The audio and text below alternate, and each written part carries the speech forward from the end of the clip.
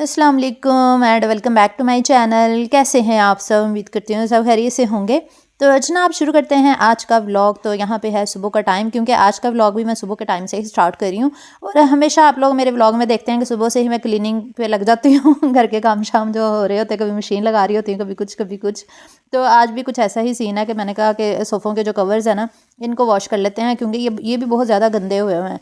क्योंकि अब तो अबिहा का स्कूल ओपन हो गया ना, तो अबिहा स्कूल जाती है। हाँ, तो पहले ये इधर ही बैठी रहती थी ना सोफ़ों के ऊपर, तो सोफ़े कवर्स भी बहुत मैले किए हुए थे इसने, कलर्स वगैरह पेंटिंग करती रहती है। तो फिर उसको भी हाथ वगैरह लगा देती है। वैसे तो इसके लिए मैंने लेदर शीट रखी हुई है और कारपेट भी धुलवा के मैंने यहाँ पे बिछा दिया था। तो अब जो ये हमारा ये है ना, जो टीवी लाउंज साफ़ सुथरा हो गया है। तो साथ ही फिर मैंने कवर भी डाल दिए थे मशीन में। मैंने कहा साथ ही धुल जाएंगे तो फिर मैं इसको फैला दूँगी। बस उसके बाद अबिहा को रेडी किया, स्कूल भेजा और घर वालों को नाश्ता वगैरह करवा दिया। और उसके बाद अभी चाय रखी हुई है।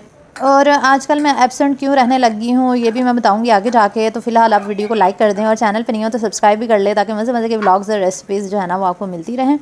तो बस उसके बाद मैंने चाय बनाई और सबको चाय भी पिलाई।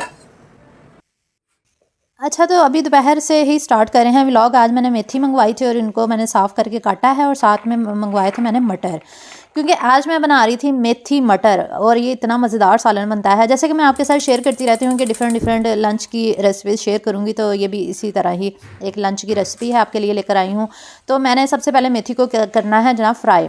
और मेथी को फ्राई करने से ना इसका कड़वापन दूर हो जाता है। और मेथी जब आपने लेनी है ना, तो आपने सिर्फ इसके पत्ते टहनियों से लैदा करने हैं। टहनियाँ आपने बिल्कुल नहीं डालनी, वरना टहनियाँ जो होती हैं ना वो गलती भी नहीं है और दूसरा कड़वा टेस्ट करती हैं। तो ये हाफ़ के जी मेथी मैं फ्राई कर रही हूँ। यहाँ पे धो के मैंने ना इसको ड्राई करके फिर ऑयल में डाला था। और मैंने जब इनको किया ना, फ्राई किया ना, तो ये बिल्कुल थोड़ी सी रह गई। मैंने कहा हाँ हाँ ये क्या हुआ, ये तो सालन तो बहुत कम बनेगा। फिर मैंने सोचा कि चले कोई और जुगाड़ लगाते हैं। फिर मैंने इसमें खड़े मसाले डाल दिए उसी ऑयल के अंदर ही ना, मेथी निकाल के। और फिर मैंने खड़े मसाले डालने के बाद साथ ही मैंने फिर प्याज डाल दिया था। और प्याज मैंने एक लार्ज साइज़ का लिया था। फिर प्याज को भी यहाँ पे ब्राउन करेंगे। फिर उसके बाद टमाटर डालेंगे, टमाटर डाल के प्याज डाल के इनको अच्छी तरह भुनाई कर लेंगे। अच्छा, ये मसाले डाल के भुनाई करके साथ ही लहसुन अदरक का पेस्ट भी डाल दिया था, और कुटी हुई लाल मिर्च, नमक, हल्दी, ज़ीरा, धनिया, ये सारे मसाले मैंने डाल दिए।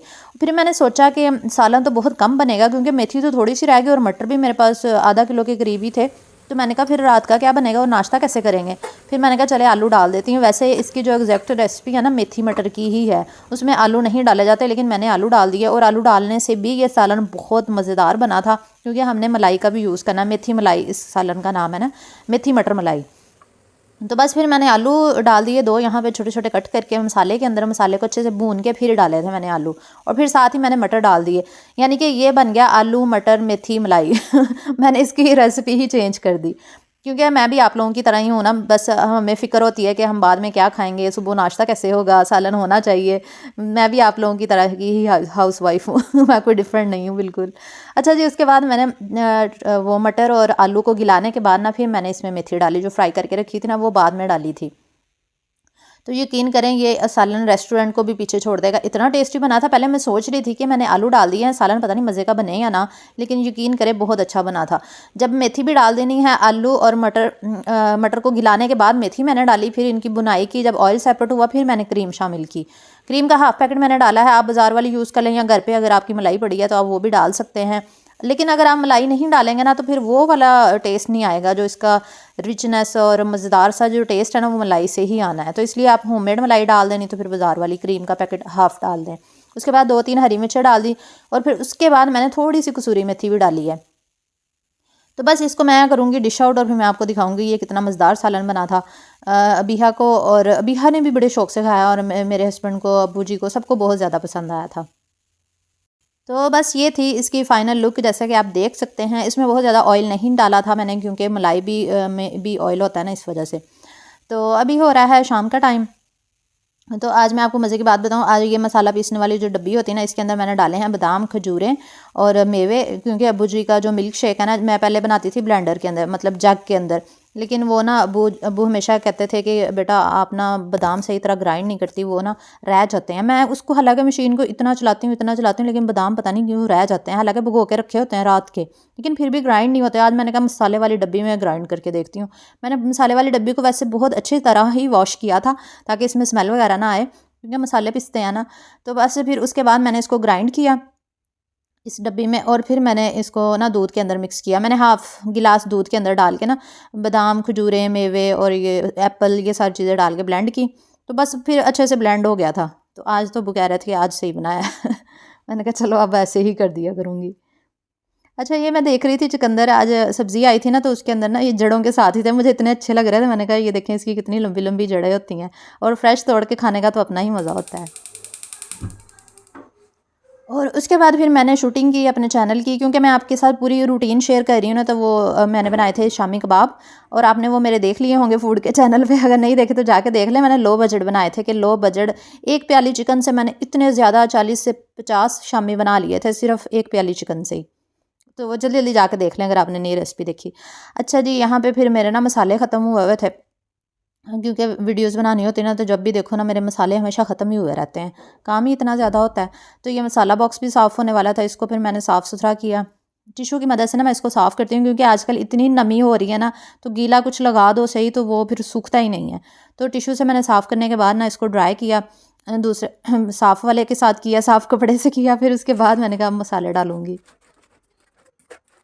तो ये ज़ीरा लेकर आए थे, तो ये इतना ज़्यादा गंदा था, बिल्कुल भी साफ़ सुथरा नहीं था। लाहौर में होते थे ना इतने साफ़ सुथरे मसाले, कहीं ना कहीं से मिल ही जाते थे। यहाँ पे साफ़ सुथरे मसाले ही नहीं मिलते। जब भी मैं मंगवाती हूँ ना ये स्टोर से, बहुत ही गंदे मसाले होते हैं।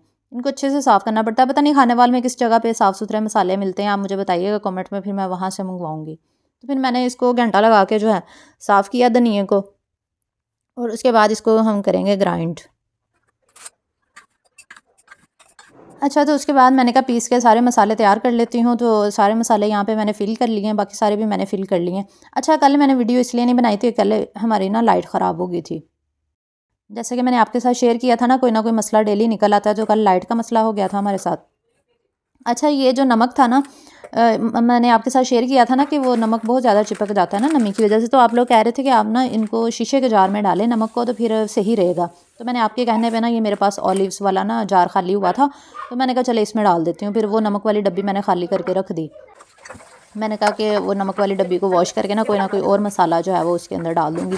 अच्छा, कल ये हुआ कि रॉड जो होता है ना पानी गर्म करने वाला, वो ना गलती से यूपीएस वाले स्विच में लगा दिया। हमें पता नहीं था कि यूपीएस वाला है।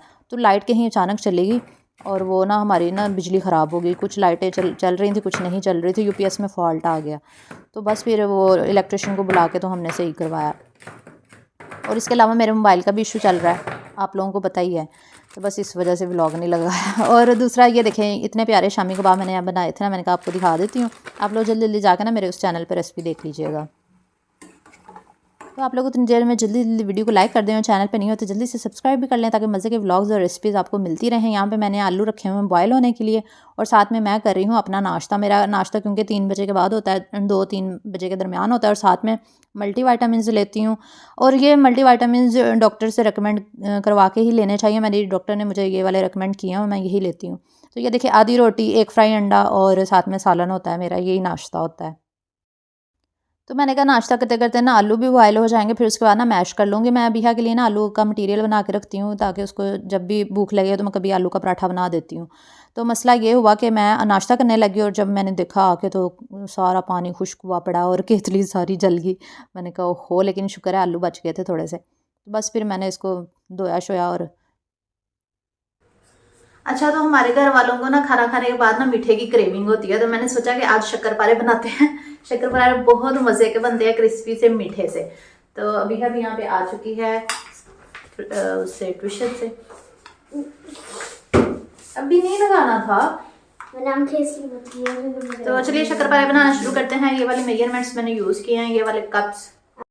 अच्छा जी, अभी रात का टाइम हो रहा था, तो मैंने यहाँ पे बनाने थे शक्करपारे, जैसा कि मैंने आपके साथ शेयर किया। तो मैंने यहाँ पे ली है आधा कप जो है ना वो चीनी ली है, नॉर्मल चीनी, बेशक आप पाउडर भी ले सकते हैं। और उसके अंदर 1/3 कप जो है ना मैं पानी डाल रही हूँ, यानी कि 1 कप का जो तीसरा हिस्सा होता है।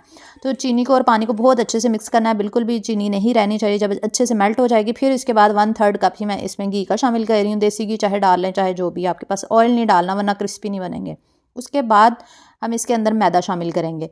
ऑयल को, चीनी को और पानी को अच्छे से मिक्स करके फिर हमने इसमें डालना है ये मैदा 2 कप मैं यूज़ कर रही हूँ। ये इतने ज़्यादा मज़ेदार बने थे, मैं फ़र्स्ट टाइम वैसे तो ट्राई कर रही थी, लेकिन ये है कि बहुत अच्छे बने थे माशाल्लाह से। तो क्योंकि सर्दियाँ हैं ना, सर्दियों में वैसे ही क्रेविंग होती रहती है कुछ ना कुछ मीठे की, और वैसे भी चाय बना लो तो साथ मीठा कुछ ना कुछ होना चाहिए, खाने के बाद थोड़ा-सा मीठा होना चाहिए। मेरे घर वालों को तो होता है, अब्बू जी को भी और मेरे हस्बैंड को भी। कुछ मीठा है खाने में, मीठा नहीं है कुछ? रोज़ाना सारे पूछते हैं, फिर मैं बनाती रहती हूँ। मैंने कहा अच्छा चले, कल परसों सेवइयाँ बनाई थी, आज फिर मैं शक्करपारे बना रही थी। तो मैंने कहा अगर केक बना लिया ना, फिर आप लोगों ने कहना कि बाजी तुसी तो रोज़ाना ही केक बना लेंदे हो, इसलिए नहीं केक बनाया, वरना मेरा इरादा केक बनाने का ही था। अच्छा, मैंने इसमें ना 1 पिंच फूड कलर भी डाला है रेड, और उसके बाद फिर मैंने दूसरा कप मैदे का डाल के तो इसकी डो बनानी है। हमने इसको लिक्विड फॉर्म में नहीं रखना, जैसे हम पिज़्ज़े की डो बनाते हैं ना, हमने ऐसी ही डो इसकी बना लेनी है। ये देखिए, जैसा कि आप देख सकते हैं, नरम नरम हाथों से ना इसकी डो बनानी है। और यकीन करें, ये मुझे खुद नहीं यकीन आ रहा था, डाइट पे होने के बावजूद भी मैंने ये खा लिए, इतने ज़्यादा ये टेस्टी बने थे। अच्छा जी, डो को यहाँ पे गूँदने के बाद ना हम इसको रख देंगे तकरीबन 1-2 घंटे के लिए छोड़ देंगे, ताकि ये बिल्कुल सेट हो जाए। उसके बाद शक्करपारे बनाएँगे। पहले मुझे नहीं ल मुझे क्योंकि जब मैं फर्स्ट टाइम कोई रेसिपी ट्राई करती हूँ ना, मुझे थोड़ा डर भी होता है कि पता नहीं सही बने कि ना, टेस्ट पता नहीं कैसा होगा। लेकिन अल्लाह का शुक्र है कि अच्छी ही बन जाती हैं। कभी होता है कि नहीं अच्छी बनती, वो फिर मैं आपको बता देती होती हूँ। बस अभी 2 घंटे गुज़र चुके थे, यहाँ पे मैंने ऑयल ले लिया है, हाथों को अच्छे से ग्रीस करके बेलन पे लगाएँगे, और उसके साथ जो ये जो मैंने कटिंग बोर्ड लिया है ना, ये मैं हमेशा रोटी के लिए या डो वगैरह को बेलने के लिए यूज़ कर लेती हूँ। वैसे कटिंग के लिए मैं दूसरी ही मेरे पास शीट्स हैं, वही यूज़ करती हूँ, ये नहीं यूज़ करती कटिंग के लिए, कम ही करती हूँ। इसके बाद मैंने इसको भी ऑयल लगा लिया था, ताकि डो जो है ना वो साथ ना चिपके, और डो को ना हम 2 पार्ट्स में डिवाइड करके ना फिर इसको बेलेंगे। ये थोड़ी-सी ना सॉफ्ट होती है, तो इसलिए इसको नरम-नरम हाथों से ही बेलना। ये नहीं कि जिस तरह हम रोटी ज़ोर लगा-लगा के बेल रहे होते हैं, वैसा नहीं करना है इसको, बस आपने हल्का-सा ही बेलना है, और इसको मोटा बेलना है, क्योंकि हमने इसकी तह मोटी रखनी है। क्योंकि शक्करपारे जो होते हैं ना, वो थोड़े मोटे-मोटे से ही होते हैं। बाज़ार जैसे तो हम नहीं बना सकते, लेकिन घर पे जो हम चीज़ें बनाते हैं, वो बाज़ार से बेहतरीन बन जाती हैं, और खाने में भी लाजवाब होती हैं, और हेल्दी तरीके से बनती हैं। बाज़ार का तो हमें पता भी नहीं होता कि कौन-सा ऑयल यूज़ हो रहा है वहाँ पे। तो बस इसकी मैंने कटिंग कर ली। साइड वाले पार्ट्स मैंने अलहदा कर लिए थे, हमें स्क्वायर शेप में चाहिए था ना, तो मैंने फिर साइडों वाले उतार के साइड पे कर दिए। मैंने कहा दोबारा से फिर डो बना के तो फिर मैं इसी तरह के सेम बना लूँगी। बस मैंने स्क्वायर में इसकी कटिंग कर ली इस तरह से। तो आपकी मर्ज़ी है, आप स्क्वायर में काट लें, कुछ लोग वैसे ही इसकी बूंदी की तरह भी कटिंग करते हैं, मैंने इस तरह कट कट किया इसको स्क्वायर में। इतनी मोटाई आपने रखनी है इसकी, ये देखें। तो सारे मैंने फिर अलहदा कर लिए, और साथ में फिर मैंने कहा ऑयल भी रख देती हूँ गर्म होने के लिए, क्योंकि हमने इसको ना गर्म ऑयल में डालना है। बहुत ज़्यादा गर्म ऑयल में नहीं डालना, बस हल्का गर्म होना चाहिए ऑयल, और इसको ना लो फ्लेम पे बनाना है, ताकि ये ना अंदर से बिल्कुल पक जाएँ। क्योंकि अगर हम हाई फ्लेम पे बनाएँगे ना, ये ऊपर से पक जाएँगे और अंदर से कच्चे रह जाएँगे। इसलिए आपने फ्लेम को लो ही रखना है पहले, लेकिन ऑयल को गर्म रखना है, फिर जब गर्म हो जाएगा फिर आपने इसमें डालने हैं। तो हाफ़ डाल दूँगी, और हाफ़ थोड़ी देर के बाद फिर डाल देंगे। दरअसल बात ये है कि मैं अपना जो फूड का चैनल है ना, वहाँ पे भी काफ़ी मेहनत कर रही हूँ, वहाँ पे भी रेगुलर बेसिस पे अब वीडियोस लगा रही हूँ। तो आप लोगों का बहुत ज़्यादा शुक्रिया, वहाँ पे भी काफ़ी लोग अप्रिशिएट कर रहे हैं माशाल्लाह से, बहुत अच्छा रिस्पांस मिल रहा है। और व्लॉगिंग करनी ना थोड़ी मुश्किल होती है, सारा दिन आपको व्लॉग बनाना पड़ता है, सारा दिन कैमरा पकड़ के आपने हर चीज़ को शूट करना होता है। तो मैं इतना थक जाती हूँ व्लॉगिंग व्लॉग करते और मुझे लगता है कि रेसिपीज़ वाला काम ज़्यादा आसान है, बस आपने एक रेसिपी बनाई और बस काम ख़त्म। जबकि व्लॉग तो सारा दिन लगे रहो, सारा दिन लगे रहो, जो भी आपने करना है उसको शूट करना है। तो व्लॉग बनाना ना ज़रा मुश्किल होता है। तो इस वजह से अब डेली बेसिस पे रेगुलर नहीं रह पा रही मैं। और दूसरा ये कि कुछ रीज़न्स भी हैं, जैसे कि मोबाइल ख़राब है, कभी कोई मसला आ जाता है, कभी कोई मसला आ जाता है। तो आप लोग कह रहे थे सदका खैरात किया करें, तो अल्लाह का शुक्र है मैं करती हूँ, लेकिन ये है कि कभी बताया नहीं किसी को कि सदका हम कर रहे हैं, क्योंकि बताना नहीं चाहिए, सीक्रेट ही रखना चाहिए इस बात को, तो इसलिए मैंने नहीं बताया कभी किसी को। तो आप लोगों के कमेंट्स आए थे, इसलिए मैंने बताया कि ऐसा नहीं है कि हम नहीं करते। तो ये देखिए मैंने सारे फ्राई कर लिए थे यहाँ पे, और ऊपर से ये क्रिस्पी और अंदर से ये सॉफ्ट थे। आप लोग बनाएँगे ना, फिर आप लोगों को यकीन आएगा ये कितने ज़्यादा माशाल्लाह से ज़बरदस्त बने थे। अच्छा, तो मुझे ये एक ना पीआर आया हुआ था, काफ़ी दिन हो गए थे मैंने इसको ओपन ही नहीं किया, टाइम ही नहीं मिला ना मुझे, तो आज मैंने कहा कि चलो ओपन कर लेती हूँ। उनके भी मैसेजेस आए थे कि आपने चेक नहीं किया, तो मैंने कहा चले आज देखते हैं। अच्छा, ये मुझे ना इन्होंने 2 अपने ऑयल भेजे थे, ज़ाफ़िया हेयर ऑयल की जानिब से ये मुझे आया था, और ये इनके ना ऑर्गेनिक हेयर ऑयल है। इसमें इंग्रेडिएंट्स जो उन्होंने यूज़ किए हैं, वो सारे इंग्रेडिएंट्स जो है ना इन्होंने ऊपर मेंशन किए हुए हैं, तो वो भी मैं आपको बताती हूँ कि कौन-कौन से इन्होंने यूज़ किए हैं। इसके अलावा ये बच्चों को जो रैशेज़ हो जाते हैं ना, उसके लिए भी अच्छे हैं, और इसके अलावा जो कीमोथेरेपी होती है ना, उसके लिए भी ये ज़बरदस्त है। मतलब जिनके बाल झड़ जाते हैं, बाल्डनेस के लिए उन्होंने कहा है, इसके अलावा लंबे बालों के लिए ज़बरदस्त है। चलिए मैं आपको इसके इंग्रेडिएंट्स भी पढ़ के सुनाती हूँ, और इनके लिंक्स मैं डाल दूँगी डिस्क्रिप्शन में। अच्छा जी, इसके इंग्रेडिएंट्स जो इन्होंने मेंशन किए हुए हैं वो है almond, black seed, castor, coconut olive and jamba oil in one blend. ये इसके इंग्रेडिएंट्स हैं, ये सारे नेचुरल इंग्रेडिएंट्स हैं इसके जो हैं। फिर डायरेक्शन टू यूज़ यहाँ पे लिखा हुआ है कि शेक करना आपने, इसको हिलाना है इस्तेमाल करने से पहले, और इसको आपने अप्लाई करना है और मसाज करना है अपने स्कैल्प पे। और इसके अलावा एज अ हेयर मास्क भी आप इसको यूज़ कर सकते हैं, और इसके ये सारे बेनिफिट्स भी लिखे हुए हैं। ज़ाफ़िया ये hybrid hair oil organic 100% organic है इन्होंने कहा। अच्छा जी, ये लंबे बालों के लिए, लॉन्ग हेयर। और जो दूसरा है ये भी मैं आपको बताती हूँ। अच्छा, ये एक्सट्रैक्टेड हेयर ऑयल है, 100% ऑर्गेनिक है। इसके जो इंग्रेडिएंट्स हैं उन्होंने ये लिखे हुए हैं, ये बड़े मुश्किल नाम है ये। Shikakai onion, mustard oil, retinol, black seed, fenugreek and bay leaf, और ऊपर Indian gooseberry, Indian soap berry, और पता नहीं क्या क्या। अच्छा जी, ये इसके ऑर्गेनिक हेयर ऑयल के इंग्रेडिएंट्स मैंने आपको बता दिए हैं। और ये vitamin E, biotin and collagen for baldness and premature greying, यानी कि अगर आपके गंजपन है या फिर प्री मेच्योर आपके हेयर्स हैं, ये उसके लिए है। तो ये दोनों प्रोडक्ट्स हैं, आप देख लीजिएगा। अगर आपने ऑर्डर करना है तो आप इंस्टाग्राम पे जाके ना इसको ऑर्डर कर सकते हैं। मैं लिंक जो है ना मेंशन कर रही हूँ, और इंस्टाग्राम पे मैं इनको टैग कर दूँगी और फेसबुक पे मैं टैग कर दूँगी इनका पेज, और लिंक जो है ना फर्स्ट कमेंट में डाल दूँगी।